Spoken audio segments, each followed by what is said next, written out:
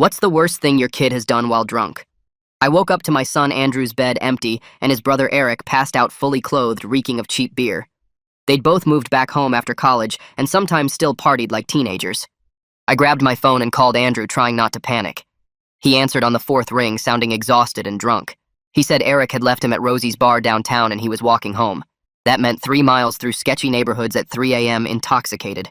I told him to stop walking and share his location immediately. The GPS showed he was still a mile away on Madison Street near the abandoned strip mall. I threw on sweatpants and grabbed my keys. The streets were empty except for delivery trucks, and I made it to Madison in under 5 minutes. But when I spotted Andrew, he wasn't alone. 2 police cruisers had him surrounded with their lights flashing. 3 officers were standing in a semicircle around my son, who had his hands visible and looked terrified. My stomach dropped as I pulled over and jumped out. I could hear one officer asking Andrew where he was going and why he was out so late. Another cop had his hand resting on his weapon. "That's my son," I called out as I approached slowly. The lead officer held up his hand, telling me to stop. He said they'd received a call about a man matching Andrew's description who was reportedly armed and having a mental health crisis. Andrew was wearing dark clothes and had been, stumbling along talking to himself, which probably looked suspicious to someone driving by. They asked Andrew if he had any weapons. He hesitated for just a second before shaking his head. That tiny pause made every officer tense up. They told him to turn around slowly with his arms out. As he turned, I saw him trying to catch my eye with this desperate look that made my blood run cold. The lead officer asked to search him for weapons. Andrew agreed, but his voice cracked. As the officer approached, Andrew suddenly said he needed to tie his shoe. Every cop immediately stepped back and told him not to move. The tension ratcheted up to unbearable levels. Andrew stood there frozen with one shoe clearly untied. They told him to keep his hands visible, and they would handle the shoe later. The search began, and I watched Andrew's face get paler with each second. When the officer patted down his jacket, Andrew made this small movement with his shoulder like he was trying to shift something. The officer noticed immediately and stepped back, ordering Andrew to remove his jacket slowly. Andrew took off his jacket with shaking hands. As he pulled his arm out, something started to slide from inside the lining. Time seemed to slow down as I realized what was happening. Andrew tried to twist his body toward me like he was going to toss me the jacket, but the officers were already shouting commands. "Don't move! Keep your hands where we can see them!" The jacket fell to the ground, and something metallic clattered on the pavement. All 3 officers drew their weapons, pointing them at my son. I couldn't breathe. Andrew dropped to his knees with his hands up, sobbing that he was sorry. The thing that had fallen from his jacket lay there in the streetlight's glare. It was a pistol. Andrew was crying, saying he'd forgotten it was there, and panicked when they asked about weapons because he knew he'd been drinking and didn't want to get in trouble. The officers kept their weapons drawn while one approached to secure the pistol. They ordered Andrew to lay flat on his stomach with his arms spread. I watched my adult son face down on the cold pavement while police decided whether to arrest him. The officer I'd coached with years ago looked at me with disappointment that hurt worse than anger would have. They cuffed Andrew and read him his rights while I stood there helpless.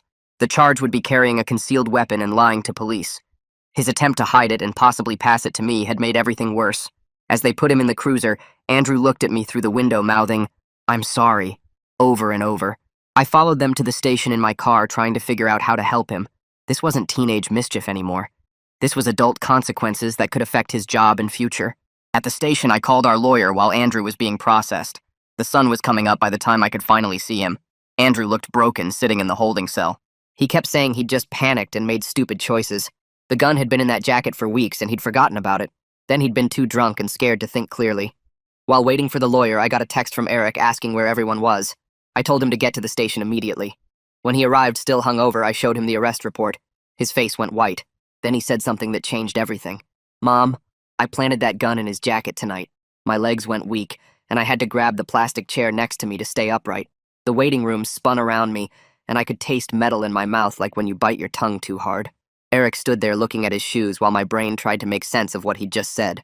The words kept repeating in my head, but they didn't feel real. Before I could say anything, the station doors swung open and our family lawyer rushed in carrying her briefcase and looking worried. I practically ran to her and grabbed her arm hard enough that she winced. I pulled her away from Eric and whispered that he'd just confessed to planting the gun on Andrew. Her face went from concern to pale in about 2 seconds. She looked over at Eric, who was still standing by the chairs, then back at me. She walked straight to Eric and put her hand on his shoulder. "Don't say another word to anyone about anything," she said in this firm voice I'd never heard her use before. She guided us both to the corner of the waiting room, away from the desk sergeant who was typing on his computer. She pulled out a yellow legal pad and started firing questions at Eric so fast he could barely keep up. When exactly did he put the gun in the jacket? Where did he get it? Who else knew about it? Did he tell anyone his plan? Eric's hands were shaking as he tried to answer. His voice cracked when he explained that he'd been mad at Andrew for years. Andrew always got better grades and more friends and their dad's attention before he died. Andrew got into the better college and got the better job, and everyone always asked about Andrew first when they called. Last night, when they were getting ready to go out, Eric saw Andrew's gun in his closet where he kept it in a shoebox. Something just snapped in him, and he took it and hid it in the lining of Andrew's jacket while Andrew was in the shower. He knew Andrew never checked that jacket because he only wore it when it was cold. He figured Andrew would get pulled over for drunk driving or something, and the cops would find it and he'd get in trouble. He never thought it would go this far with arrests and lawyers and Andrew facing real prison time. By the time he finished explaining, tears were running down his face and snot was dripping from his nose. The lawyer handed him tissues from her purse and kept writing notes. She explained that we had to tell the prosecutor about this immediately, but we had to be smart about it. Eric could face serious charges for evidence tampering and obstruction of justice. The fact that he was coming forward voluntarily would help, but it wouldn't make the charges disappear. She said both boys were in serious trouble now. We followed her out to her car in the parking lot where she spent the next 2 hours on her phone. She called the prosecutor's office and Andrew's arraignment attorney and tried to negotiate some kind of deal. I sat in the back seat watching Eric in the passenger seat as he stared out the window. Every few minutes she'd put the phone on mute and explain what was happening. The prosecutor was skeptical about Eric's story and thought maybe we were making it up to help Andrew.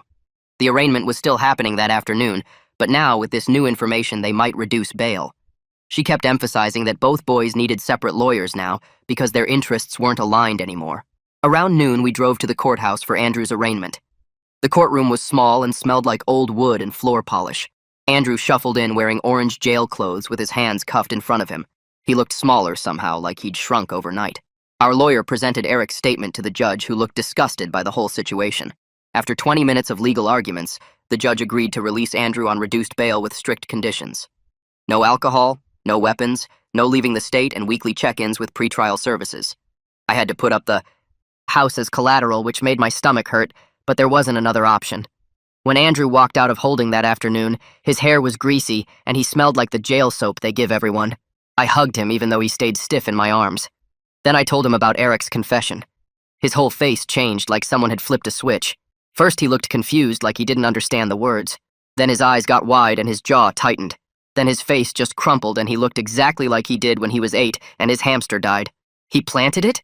He kept asking over and over. The drive home took forever, even though it was only 15 minutes. Andrew sat in the passenger seat, taking these sharp breaths through his nose like he was trying not to scream or cry or both. His hands were balled into fists, so tight his knuckles were white.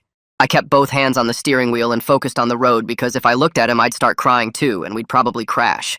When we pulled into the driveway, Andrew was out of the car before I even put it in the park. He went straight for the front door and headed down the hall toward Eric's room. I had to run to get in front of him and block the doorway with my body. Andrew tried to push past me, but I planted my feet and grabbed both sides of the doorframe. Behind me, I could hear Eric crying and saying he was sorry over and over. Andrew started yelling about trust and family and how could Eric do this to him. Every word got louder until he was screaming about betrayal and jealousy and how Eric had ruined his whole life over nothing. I grabbed Andrew's shoulders and pushed him back down the hallway while Eric kept sobbing behind his closed door. Andrew fought against me at first, but then his whole body just went limp and he let me guide him to the kitchen. I sat him down at the table and started making coffee with shaking hands while he stared at nothing. The coffee maker gurgled and hissed while I stood there trying to figure out what rules would keep my sons from destroying each other. I poured 2 cups and sat across from Andrew, who still hadn't moved. I told him flat out that from now on there would be no drinking in this house, period. His head snapped up and he started to argue, but I cut him off. I said every weapon had to be removed from the property immediately and the brothers could never be alone together. Andrew looked at me like I was some stranger who'd taken over his mother's body, but he didn't argue with my tone. Eric came out of his room 20 minutes later with red eyes and sat at the far end of the table. I repeated the rules to both of them, and neither one said a word. They just nodded and avoided looking at each other while I went through the house collecting anything that could be used as a weapon, including kitchen knives that went into a locked drawer. The rest of that day passed in awful silence with Andrew in the living room and Eric hiding in his bedroom and me walking between them, making sure they stayed separated. I barely slept that night listening for any movement in the house. The next morning my phone rang at 7:30 and the caller ID showed the district attorney's office. Zachary Diaz introduced himself as the prosecutor assigned to Andrew's case and said he'd heard about Eric's confession through our lawyer. His voice was professional, but I could hear the skepticism underneath when he asked about the timing of Eric coming forward. He wanted to know why Eric waited until after Andrew was arrested to admit what he'd done. I explained that Eric had been drunk and then hung over and hadn't realized how serious things had gotten until he saw the arrest report. Zachary made this sound like he was writing something down and said he was willing to investigate, but we needed to cooperate fully with his office. He scheduled an interview with Eric for later that week and reminded me that both boys still faced serious charges.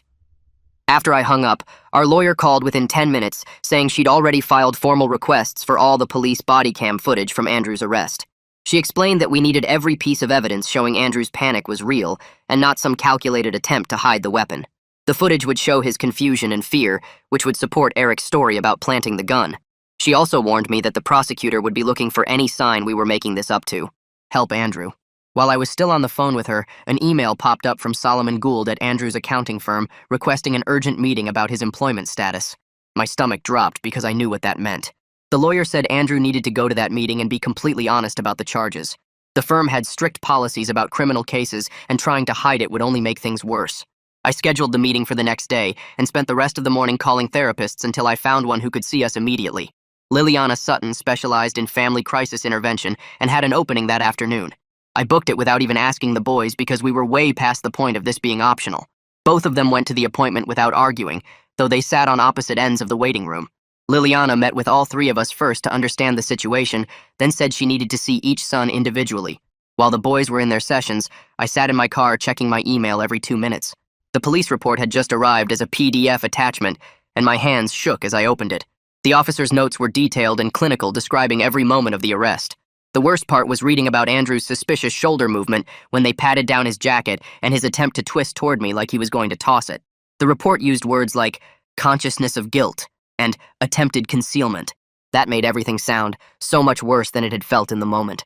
Even knowing the truth about Eric planting the gun, the report made Andrew look guilty as hell. I forwarded it to our lawyer, who called me back within 5 minutes. She'd already started developing what she called a two-pronged strategy to handle both boys' cases. For Andrew, she'd push for a plea deal, reducing the charge to a misdemeanor possession instead of concealed carry. For Eric, she'd negotiate separately to avoid jail time for the tampering and obstruction. She said neither outcome was what we wanted, but given the evidence, it was the most realistic path forward. The alternative was going to trial, where Andrew could face years in prison if convicted. 3 days later, Eric had his first solo session with Liliana while Andrew was at his meeting with Solomon. I waited in the parking lot for an hour until Eric came out looking exhausted. On the drive home, he admitted that he'd told Liliana about being jealous of Andrew since high school. He said Andrew had always gotten better grades and more friends and awards, while Eric felt invisible no matter what he did. The gun thing had been a drunk decision to knock Andrew down a peg, but he never thought it would go this far. I wanted to scream at him, but I just kept driving. That same week, Andrew started his court-mandated alcohol assessment meetings as part of his bail conditions. He went to the first one angry and defensive, but came home quieter. After the third meeting, he sat with me on the back porch and admitted he needed to figure out why he drank until he blacked out. He said the meetings were making him look at patterns he'd been ignoring for years. 2 weeks into the legal process, Zachary Diaz called again with what he called a signal about the case direction. He said he was willing to consider reduced charges for Andrew, but remained skeptical about the whole situation. In his view, possession was possession regardless of how the gun got in the jacket, though Eric's tampering did matter for sentencing considerations. He wanted both boys to take plea deals that included probation and community service rather than risk trial outcomes. Our lawyer called the next morning about getting the gun tested for fingerprints, but warned the crime lab had a 3-month backlog. She said this was normal, but made building our defense harder without that evidence. While she worked on expediting the testing, I started gathering any paperwork that might help Andrew's case. I found old receipts in the filing cabinet and bank statements showing purchases from 2 years ago. One charge caught my eye from a gun store downtown for $400. I called the store, and after some back and forth, they confirmed Andrew had bought a pistol there in his senior year of college. The serial number matched the weapon from his arrest. This changed everything because Eric hadn't just grabbed some random gun to plant on his brother. He'd specifically taken Andrew's own weapon from wherever Andrew had stored it. I drove straight to Eric's temporary place at my sister's house an hour away. He was sitting on the porch when I pulled up, and his face went pale seeing me. I showed him the purchase record and watched him crumble. He admitted he'd been snooping in Andrew's room looking for cash to borrow when he found the gun in a shoebox. He knew Andrew kept that jacket in the hall closet and never checked the pockets. Eric figured Andrew would be too drunk to remember anything when they went out that night. The plan was supposed to be a harmless prank to get Andrew in minor trouble, not arrested at gunpoint. I sat there on my sister's porch steps feeling sick while Eric cried and apologized. Part of me wanted to protect him, but I couldn't let Andrew take the fall for something his brother orchestrated. I called our lawyer from the car and told her we needed to share everything with the prosecutor immediately. She tried to talk me out of it, warning that Eric could face serious charges, but I insisted. Protecting one son by letting the other suffer wasn't something I could live with. The lawyer set up a meeting with Zachary Diaz for that afternoon. We sat in his office while she laid out the timeline and evidence, including Eric's full confession. Zachary listened without interrupting, then leaned back in his chair looking tired. He said Eric could be charged with evidence tampering and obstruction of justice, which carried up to 5 years in prison. Now both my sons were facing jail time instead of just one. Our lawyer spent the next 2 weeks negotiating with both prosecutors trying to work out deals. She finally got Zachary to agree to a tentative arrangement where Andrew would plead to misdemeanor weapon possession instead of the felony charge. Eric would plead to obstruction, but avoid the tampering charge. Both boys would get probation, fines, and community service, but no jail time if the judge approved. The officer I'd coached years ago called and asked to meet for coffee. He sat across from me at the diner looking uncomfortable but sincere. He said he'd been following the case and felt bad about how things turned out, but he also wanted me to understand that Andrew's choices that night were dangerous, regardless of how the gun got there. Walking drunk at 3 in the morning, lying to police, trying to hide evidence, those were all serious mistakes. I nodded because he was right, even though it hurt to hear. Word had already started spreading through our neighborhood about the arrests. People whispered when I walked by and stopped inviting me to things. Rather than let rumors run wild, I decided to tell close friends the basic truth. Both boys made terrible choices. Consequences were coming, and we were dealing with it as a family. Most people were supportive, but some clearly enjoyed the drama. Solomon called me directly about Andrew's job situation since Andrew was too. Scared to face him. The accounting firm couldn't keep someone facing weapon charges on staff during tax season. Solomon placed Andrew on unpaid suspension immediately with the understanding that any conviction would mean termination. Andrew had worked so hard for that job, and now it was slipping away. The weeks crawled by with meetings and paperwork and court dates.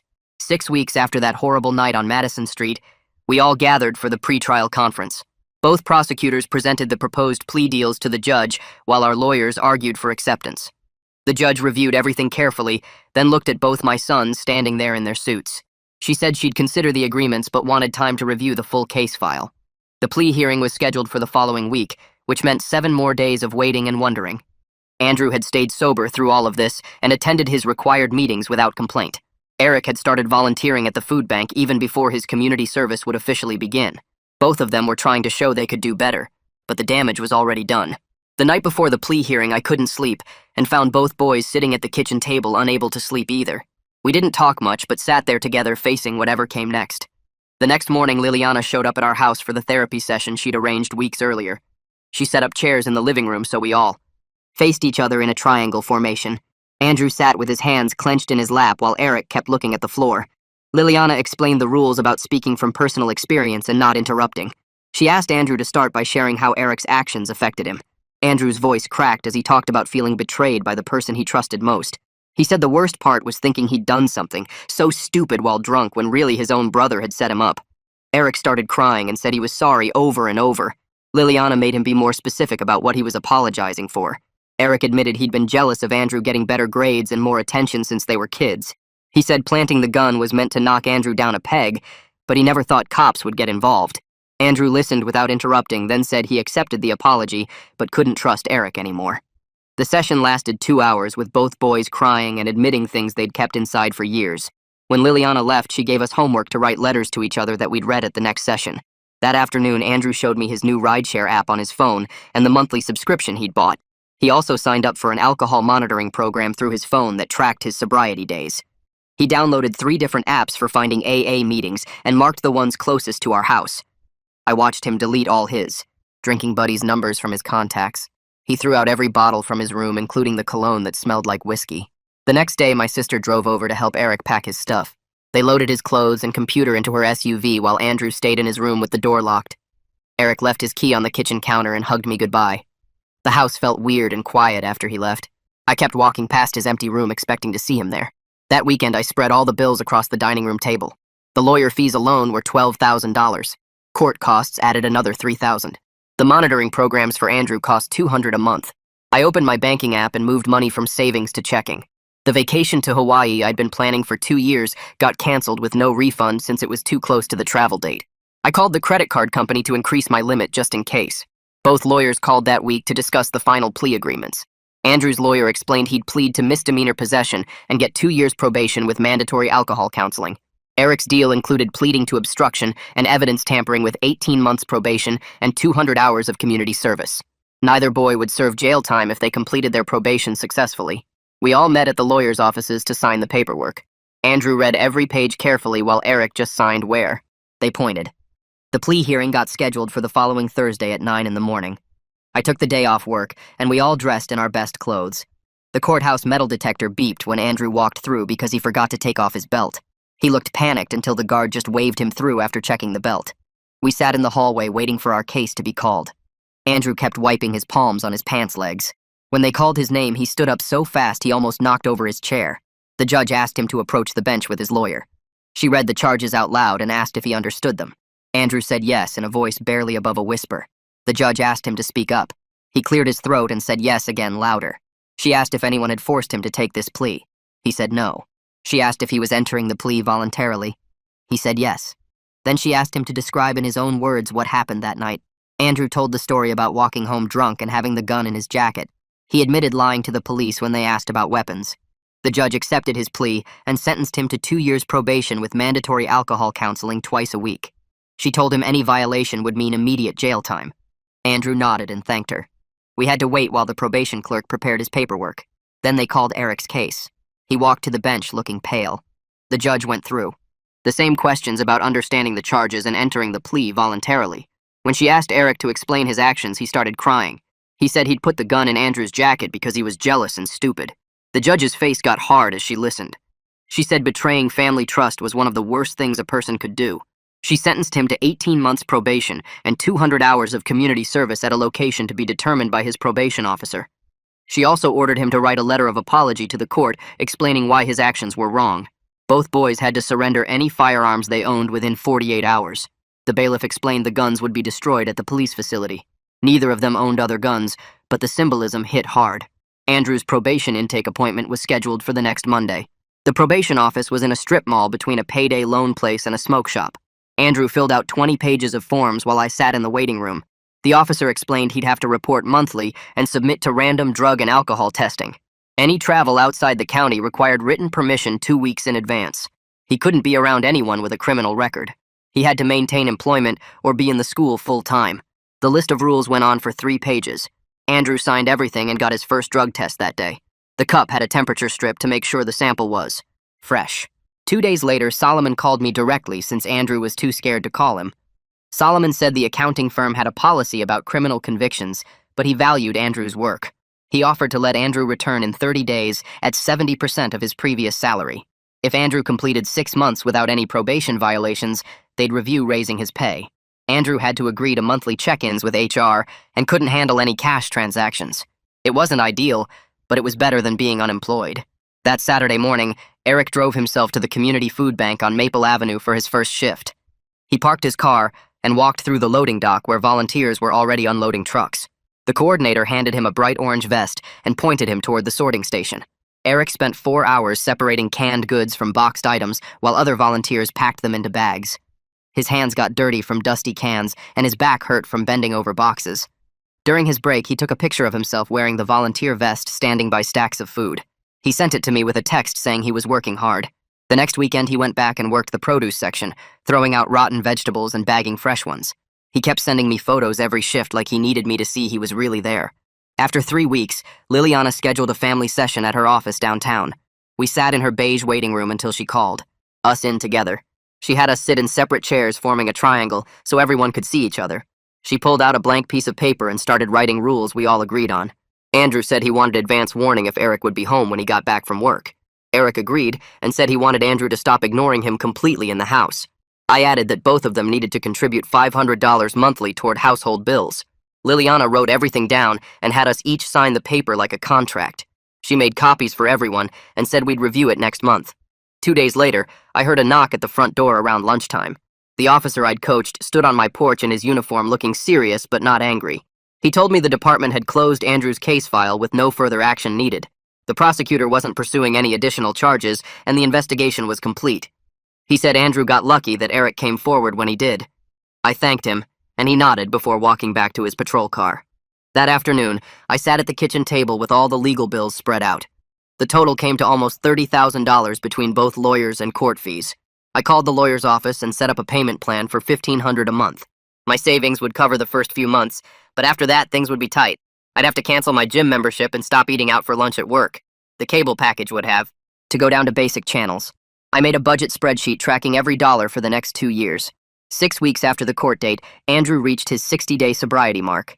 He made spaghetti for dinner and set the table with the good plates we rarely used. While we ate, he mentioned he'd been sober for 2 months now. He said the cravings still hit him some nights, but his head felt clearer than it had in years. I told him I was proud of him and reached across the table to squeeze his hand. He squeezed back and kept eating his pasta without saying anything else. The following week, Eric spent all Sunday writing a letter to Andrew. I saw him at the dining table with several crumpled drafts in the trash. He finally finished one and left it on Andrew's bed while Andrew was at work. When Andrew got home, he found the 3-page letter and read it in his room. I could hear him moving around up there, but he didn't come down for an hour. When he finally came to the kitchen, he just nodded at Eric and said thanks. Eric nodded back, and they both went to their separate rooms. Liliana suggested the brothers meet for coffee with her there to help guide the conversation. They picked a Starbucks near her office on a Tuesday afternoon when it wouldn't be crowded. I dropped them both off and waited in the parking lot. Through the window, I could see them sitting at a corner table with Liliana between them. Andrew kept his arms crossed while Eric leaned forward talking with his hands. Liliana would say something, and they'd both nod without looking at each other. After 40 minutes, they all stood up and walked out together. The ride home was quiet, but not angry like before. That night, I typed up new house rules and printed them on regular paper. Each son had assigned chores on specific days and consequences if they didn't complete them. Groceries would be split 3 ways, and receipts had to be saved for reimbursement. No guests after 10 on weeknights, and everyone had to text if they'd be home after midnight. Both of them read the rules and agreed without arguing about any of them. They started doing their assigned tasks without me having to remind them constantly. 3 months after everything started, we finally had a normal dinner together. I made pot roast and we sat at the table talking about a new Netflix show. Andrew mentioned a funny video from work, and Eric laughed at the story. Nobody brought up lawyers or probation or court dates or anything heavy. We discussed the weather getting colder and whether the local team would make the playoffs. It felt strange but good to have a regular conversation without walking on eggshells. The next morning, Solomon called Andrew into his office after the weekly staff meeting. He told Andrew his work quality had improved significantly over the past month. He mentioned that if Andrew kept performing at this level, they could discuss raising his salary back up. Andrew came home that night with actual energy in his step for the first time in months. That Saturday, Eric texted me a picture from the food bank where he was sorting canned goods into boxes for families who needed help. He stood next to a stack of boxes he'd filled that morning, wearing the bright orange volunteer vest they made everyone put on. The food bank coordinator walked by and patted him on the shoulder, which made Eric smile in a way I hadn't seen in months. He stayed an extra hour past his required time helping load trucks for delivery routes. When he got home, he mentioned maybe going back next weekend, even though his community service hours for that week were already done. Andrew overheard from the living room and looked up from his laptop but didn't say anything negative about it. The next week, Eric signed up for 2 extra shifts at the food bank on top of his required hours. He started learning the regular volunteers' names and helping train newer people on the sorting system. One afternoon, he came home talking about how they'd served 300 families that day and needed more volunteers for the holiday rush coming up. I watched him actually caring about something beyond himself for the first time since high school. Andrew kept going to his meetings and checking in with his probation officer every month without any issues. 6 months after that awful night with the police, he brought home a sobriety chip from his group and left it on the kitchen counter where I'd see it. He'd gained back some weight he'd lost during the worst drinking months, and his skin looked healthier. His hands didn't shake anymore when he poured his morning coffee. At work, he stayed late finishing projects, and Solomon mentioned during a phone call that Andrew was handling more complex accounts than before. The house felt calmer with both boys following their routines and staying busy with positive things. Eric finished enough community service hours that the court said he could move back home if he wanted. We sat at the kitchen table going over new rules I'd written down on regular notebook paper. He had to pay $300 monthly for rent and groceries. No drinking in the house at all. Home by 11 on weeknights. He read through everything twice and signed at the bottom without arguing. When he moved his stuff back from my sister's house, Andrew helped carry boxes upstairs without being asked. They worked in silence, but it wasn't the angry silence from before. The brothers started eating dinner at the same table, though they sat at opposite ends. They'd pass the salt without making eye contact, but at least they weren't leaving the room when the other walked in. I noticed Andrew would sometimes leave Eric's mail on his bed instead of just throwing it on the counter. Eric would wash Andrew's coffee mug if it was in the sink with his dishes. Small things that showed they could exist in the same space, even if they weren't ready to be brothers again. I found myself enforcing boundaries I never would have before all this happened. When Eric missed his curfew by 20 minutes, I locked the door and made him sleep in his car. When Andrew skipped a meeting to watch a game, I took his car keys for 3 days. They both looked shocked at first, but then started following the rules better. I wasn't trying to be their friend anymore. I was being their parent, even though they were grown men. The change felt weird but necessary after everything we'd been through. Andrew's probation officer sent paperwork saying he was approved for work travel within the state. He called me from his office excited about being able to visit client sites again instead of just doing video calls. Solomon had already assigned him to a project in the capital that would need monthly visits. Andrew bought new dress shirts and got his car detailed for the first time in years. He looked professional again instead of just getting by. That confidence I used to see was starting to come back in small ways. Eric got an email about acceptance into the business program at the state university for spring semester. He'd applied months before everything happened and forgot about it during all the legal problems. The program would let him take night classes while working during the day. He showed me the acceptance letter at breakfast and actually looked hopeful about something. He'd need to finish his last 50 community service hours while taking classes, but the schedule would work. Our last session with Liliana was on a Thursday afternoon at her office downtown. We sat in the same chairs we'd been using for months, but the mood felt different this time. She asked us each to share one thing we'd learned through everything. Andrew said he learned he couldn't run from problems by drinking them away. Eric said he learned that jealousy could destroy everything if you let it control you. I said I learned my sons needed structure more than they needed me to protect them from consequences. Liliana nodded and wrote some final notes in our file. She reminded us that healing wasn't finished just because therapy was ending. We'd have to keep working every single day to maintain the progress we'd made. The boys both had years of probation left, and I had years of different parenting ahead. But we were moving forward instead of just surviving each day. The parking lot felt strange walking out together knowing we wouldn't be back next week. Life settled into patterns that would have seemed impossible during those first terrible weeks. Andrew went to work and meetings and checked in with his probation officer. Eric went to classes and the food bank and paid his rent on time. I kept the house rules posted on the refrigerator and enforced them consistently. We ate dinner together most nights, talking about safe topics like weather and sports. Trust was growing back slowly, like a plant that had been cut down to the roots. Some days felt almost normal, and other days the weight of what happened sat heavy in the room. But we kept going through the motions until they started feeling less like motions and more like actual life. Thanks for letting me question things right alongside you. It's been a ride just wondering together. Until next time, take care out there. Like the video, it helps more than you think.